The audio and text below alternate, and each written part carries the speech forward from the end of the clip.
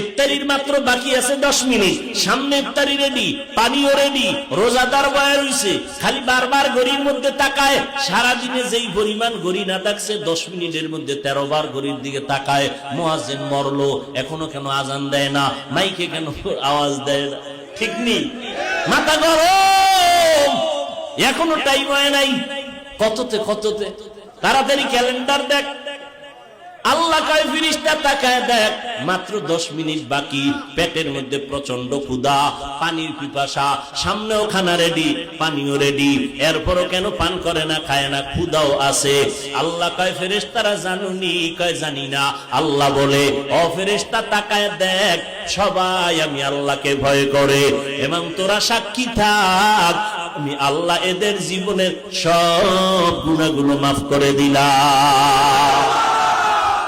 আতিনা ফি দারে দুনিয়া না হাসান, আতিনা ফি দারে উকবা না হাসান, ইয়া গিয়াসাল মুস্তাগীসিন হদিনা লফতিখারা বিল উলুমে ওয়াল গিনা, হর গরিবে নেকো তু তৈয়ার হ্যায়, जो न मांगे उससे तू बेजार है। তাকওয়া অর্জন করো রোজার মাধ্যমে। এরপরে আল্লাহ কয় জবানটারে হেফাজত করো। কেমনে জবানটারে হেফাজত করব?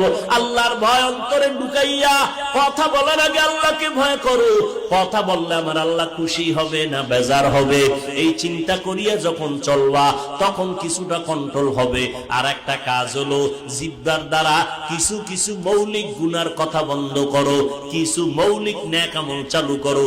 তাহলে একটা পাত্রের মধ্যে কিছু থাকলে অন্যটা রাখা যাবে না, খালি পাত্রের মধ্যে অন্য কিছু ঢুকতে পারে। জিহ্বাটারে যদি নেক আমল দ্বারা চালু রাখো, গুনাহ সহজে হবে না। জিহ্বাটারে নেক আমল দিয়ে চালু রাখো, গুনাহ কম হবে। এক নম্বরে শপথ করো, রমাজান আসতেছে, এখন থেকেই তৈরি হয়ে যাব, এই জিহ্বা দ্বারা যেই পরিমাণ মিথ্যা কথা বলছি সামনে আর মিথ্যা বলবো না। মিথ্যা বললে কলব মরিয়া যায়, চেহারার নূর নষ্ট হয়ে যায়, আমল নষ্ট হয়ে যায়। একটা মিথ্যাকে ঠিক রাখার জন্য হাজারো মিথ্যার তালি দেওয়া লাগে। মিথ্যা বন্ধ করে দাও। আল্লাহর নবী বলেন মিথ্যাবাদী জাহান্নামী। মিথ্যার দ্বারা মানুষের জিন্দেগি বরবাদ হয়ে যায়। আল কিযবু ইহুলিক। আল্লাহ কোরআনে বলেন ওয়াইলু ইয়াউমা ইযিল মুকাদ্দিবিন, ওয়াইলু ইয়াউমাইযিল লিল মুকাদ্দিবিন। মিথ্যাবাদীর জন্য ওয়াইল নামক জাহান্নাম। আল্লাহর নবী বলেন ইয়াকুমাল কিযব ফা ইন্নাল কিযবা ইয়াহদি ইলাল ফুজুর ওয়া ইন্নাল ফুজুরা ইয়াহদি ইলান নার।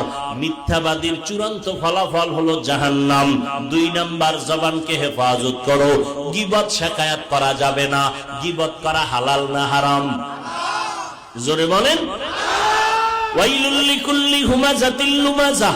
এই সূরাটার ব্যাখ্যা পড়ে দেখবেন গীবত করা হারাম, মরা ভাইয়ের গোশত খাওয়ার সমান। আল গীবাতু আশাদ্দু মিনাজ জিনা। নবী বলেন জিনা করার থেকেও গীবত করা মারাত্মক অপরাধ। এই গীবত থেকে জবানকে হেফাজত করো। তবে এই সূরার ব্যাখ্যা পড়লে দেখবেন 4 কারণে গীবত করা ওয়াজিব, না করলে গুনাহ হবে। এর মধ্যে একটা কারণ, ইসলামের ব্যানার লাগাইয়া যারা উম্মতের বইলা বইলা সজাগ করা, সতর্ক করা যে ওই ভণ্ডের কাছে যাইবা না, ওই দরবারে যাইবা না, ওই মাওলানার কাছে যাইবা না। এইভাবে আহলে হকরা বললে এটা সওয়াব হবে, এই গীবত করলে এটা সওয়াব, এই গীবত না করলে গুনাহ হবে। ওয়াইলুল লিকুল্লি হুমাযাতিল লুমাযা। এই সূরার ব্যাখ্যা পড়লেই পেয়ে যাবেন গীবত করা হারাম হারাম হারাম। 4 কারণে গীবত করা ওয়াজিব, না করলে গুনাহ হবে। এর মধ্যে একটা কারণ বললাম। অতএব আমরা ইসলামের ব্যানারওয়ালাদের বিষয়ে যা বলি এটা গীবত হলেও আমাদের সওয়াব হবে। ভাইরা আমার,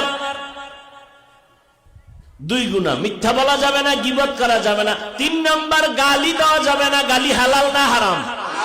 কুল্লি ইবাদি ইয়াকুলুল্লাতী হিয়া আহসান ইন্নাশ শাইতানা ইয়ানযাগু বাইনাহুম ইন্নাশ শাইতানা কানা লিল ইনসানি আদুওয়াম মুবিনা।